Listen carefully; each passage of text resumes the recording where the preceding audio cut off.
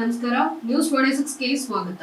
ಛಲವಾದಿ ಮಹಾಸಭಾ ವತಿಯಿಂದ ಅಭಿನಂದನಾ ಸಮಾರಂಭ ಹಾಗೂ ವಿದ್ಯಾರ್ಥಿಗಳಿಗೆ ಪ್ರತಿಭಾ ಪುರಸ್ಕಾರ. ಇದೇ ಸಂದರ್ಭದಲ್ಲಿ ಶ್ರೀಮತಿ ವಾಣಿ ಕೆ ಶಿವರಾಮ್ ರವರು ಮಾತನಾಡಿ, ವಿದ್ಯಾರ್ಥಿಗಳು ಉತ್ತಮ ಶಿಕ್ಷಣ ಪಡೆಯುವುದರ ಮೂಲಕ ಉನ್ನತ ಹುದ್ದೆಯನ್ನ ಅಲಂಕರಿಸಿ ಸಮುದಾಯದಲ್ಲಿ ತಾವು ಇರುವಿಕೆಯನ್ನ ಗುರುತಿಸಿಕೊಳ್ಳುವ ನಿಟ್ಟಿನಲ್ಲಿ ಮುಂದಾಗಬೇಕು ಅಂತ ತಿಳಿಸಿದರು. ಪಟ್ಟಣದ ಎಸ್ಎಂ ಪ್ಯಾಲೇಸ್ ಕಲ್ಯಾಣ ಮಂಟಪದಲ್ಲಿ ಗುಬ್ಬಿ ತಾಲೂಕು ಛಲವಾದಿ ಮಹಾಸಭಾದ ವತಿಯಿಂದ ಏರ್ಪಡಿಸಲಾಗಿದ್ದ ಅಭಿನಂದನಾ ಸಮಾರಂಭ ಕಾರ್ಯಕ್ರಮದಲ್ಲಿ ಮಾತನಾಡಿ, ನಮ್ಮ ಮನೆಯವರ ಕನಸು ನನಸಾಗಬೇಕಾದರೆ ಛಲವಾದಿ ಸಮುದಾಯದ ಬಂಧುಗಳು ಸಂಘಟಿತರಾಗಿ ತಮ್ಮ ಹಕ್ಕುಗಳನ್ನ ಪಡೆದುಕೊಳ್ಳುವ ಮೂಲಕ ಸಮಾಜದಲ್ಲಿ ಮುಖ್ಯವಾಹಿನಿಗೆ ಬರಬೇಕು. ಕೆ ಶಿವರಾಮ್ ರವರ ಕೆಲಸದ ಅವಧಿಯಲ್ಲಿ ಛಲವಾದಿ ಜನಾಂಗಕ್ಕೆ ಸರ್ಕಾರದಿಂದ ಬರುವ ಎಲ್ಲಾ ಮೂಲಭೂತ ಸೌಕರ್ಯಗಳನ್ನು ಒದಗಿಸಿಕೊಟ್ಟಿದ್ದಾರೆ. ಸಾಮಾಜಿಕವಾಗಿ, ಆರ್ಥಿಕವಾಗಿ ಮತ್ತು ಶೈಕ್ಷಣಿಕವಾಗಿ ಅಭಿವೃದ್ಧಿ ಹೊಂದಲು ಪೋಷಕರು ಸಹಕರಿಸಿ ಉನ್ನತ ಹುದ್ದೆಯನ್ನ ಅಲಂಕರಿಸಲು ಪೂರಕ ವಾತಾವರಣವನ್ನ ಸೃಷ್ಟಿ ಮಾಡಿಕೊಡಬೇಕು ಅಂತ ತಿಳಿಸಿದರು.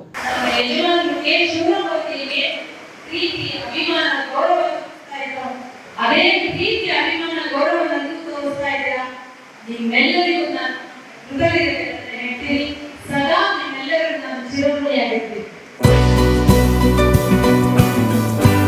ಈ ಕಾರ್ಯಕ್ರಮದಲ್ಲಿ ಕರ್ನಾಟಕ ರಾಜ್ಯ ಪೊಲೀಸ್ ದೂರುಗಳ ಪ್ರಾಧಿಕಾರದ ಸದಸ್ಯ ಮೋಹನ್ ಕುಮಾರ್ ದಾನಪ್ಪ, ನಿರ್ದೇಶಕರಾದ ಮಹದೇವಯ್ಯ, ಪದಾಧಿಕಾರಿಗಳಾದ ಕಿಟ್ಟದ ಕುಪ್ಪೆ ನಾಗರಾಜು, ಸಾತೇನಹಳ್ಳಿ ರಮೇಶ್, ಜಗನ್ನಾಥ್ ಜಯಣ್ಣ, ಎಚ್ಕೆ ಮಧು, ಇರಕ್ಕಸಂದ್ರ ಮಂಜುನಾಥ್, ಗುಬ್ಬಿ ಸಚಿನ್, ಎಸ್ಕೆ ಮಂಜುನಾಥ್, ಬಾಗೂರು ಗೋಪಾಲ್, ಲೋಕೇಶ್, ಉಮೇಶ್, ಆನಂದ್, ನಾಗರಾಜ್, ಸಣ್ಣಪ್ಪ, ರಾಜು ಹಾಗೂ ಗುಬ್ಬಿ ಛಲವಾದಿ ತಾಲೂಕು ಮಹಾಸಭಾ ಘಟಕದ ಹೋಬಳಿ ಪದಾಧಿಕಾರಿಗಳು ಮತ್ತು ಮಹಿಳಾ ಘಟಕದ ಪದಾಧಿಕಾರಿಗಳು ಉಪಸ್ಥಿತರಿದ್ದರು. ವರದಿ ಗುಬ್ಬಿ ಭರತ್, ನ್ಯೂಸ್ 26 ಕನ್ನಡ, ತುಮಕೂರು.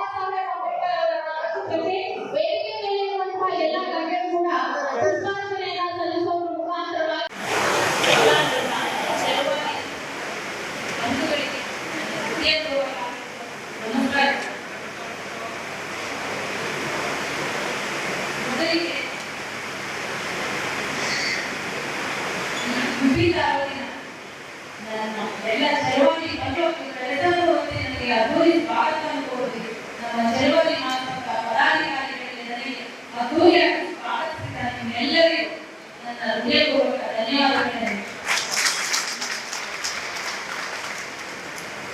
ನಮ್ಮ ಯಜಮಾನರು ಕೆ ಶಿವರಾಮರಿಗೆ ಪ್ರೀತಿ ಅಭಿಮಾನ ಗೌರವ ಅದೇ ಪ್ರೀತಿ ಅಭಿಮಾನ ಗೌರವವನ್ನು ತೋರಿಸ್ತಾ ಇದ್ದೀರಾ. ನಿಮ್ಮೆಲ್ಲರಿಗೂ ನಾನು ಹೃದಯದಿಂದ ಹೇಳ್ತೀನಿ, ಸದಾ ನಿಮ್ಮೆಲ್ಲರಿಗೂ ನಾನು ಚಿರಋಣಿಯಾಗಿರ್ತೀನಿ.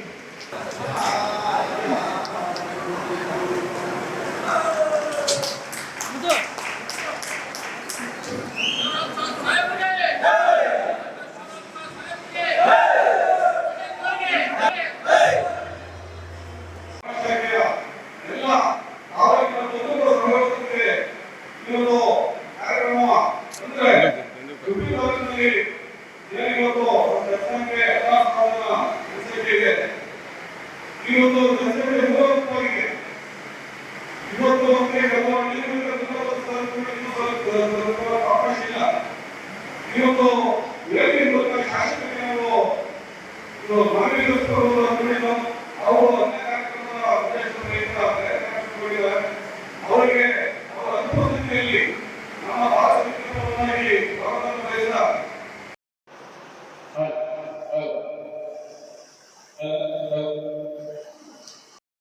ಸಂತಸದ ಕ್ಷಣಗಳನ್ನು ನಾವು ಹಂಚಿಕೊಳ್ಳುವ ಮುಖಾಂತರವಾಗಿ ಅದು ಮತ್ತಷ್ಟು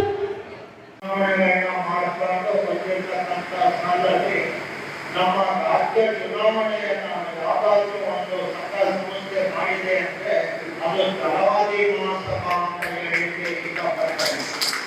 ಛಲವಾದಿ ಮಹಾಸಭಾನ ಕಾನೂನಾತ್ಮಕವಾದಂತಹ ಸುಪ್ರೀಂ ಕೋರ್ಟಿನ ಆದೇಶದ ಮೇಲೆ ಕರ್ನಾಟಕ ರಾಜ್ಯದಲ್ಲಿ ಚುನಾವಣೆ ನಡೆದು ಪ್ರಪ್ರಥಮ ಅಧ್ಯಕ್ಷರು ಯಾರಾಗಿತ್ತು ಅಂತಂದ್ರೆ ಅದು ನಮ್ಮ ದಿವಂಗತ ಜಿಲ್ಲೆಯ ಉಡುಪಿ ನಗರದಲ್ಲಿ ನಮ್ಮ ಛಲವಾದಿ ಮಹಾಸಭಾದಿಂದ ಹಮ್ಮಿಕೊಂಡಿರುವಂಥ ಪ್ರತಿಭಾ ಪುರಸ್ಕಾರ ಮತ್ತು ಅಭಿನಂದನಾ ಸಮಾರಂಭ ಕಾರ್ಯಕ್ರಮಕ್ಕೆ ನನ್ನನ್ನು ಆಹ್ವಾನಿಸಿದ ನಮ್ಮ ಸಮಾಜದ ಹಿರಿಯ ಮುಖಂಡರಾದಂಥ ನಮ್ಮ ನಾಗರಾಜ್ ಸಾಹೇಬರು, ಈರಣ್ಣ ಸರ್, ರವಿ ಸರ್ ಅವರಿಗೆ ಮತ್ತು ನನ್ನ ಸಹೋದರರಾದ ಮಧು, ಸಚಿನ್, ಮಂಜುನಾಥ್ ಅವರು, ಉಳಿದಂಥ ಎಲ್ಲ ನನ್ನ ಸಮಾಜದ ಬಾಂಧವರಿಗೆ ನಾನು ಅವರಿಗೆ ಮೊದಲನೇದಾಗಿ ಧನ್ಯವಾದಗಳನ್ನು ಅರ್ಪಿಸ್ತೇನೆ. ಯಾಕಂದರೆ ನಾನು ತುಮಕೂರು ಜಿಲ್ಲೆಯಲ್ಲಿ ಉಡುಪಿಗೆ ಪ್ರಥಮವಾಗಿ ಆಗಮಿಸಿದ್ದೀನಿ. ನನಗೆ ನನ್ನ ಸಮಾಜ ಬಾಂಧವರನ್ನ ನೋಡಿದ್ದು ತುಂಬ ಖುಷಿ ಇದೆ.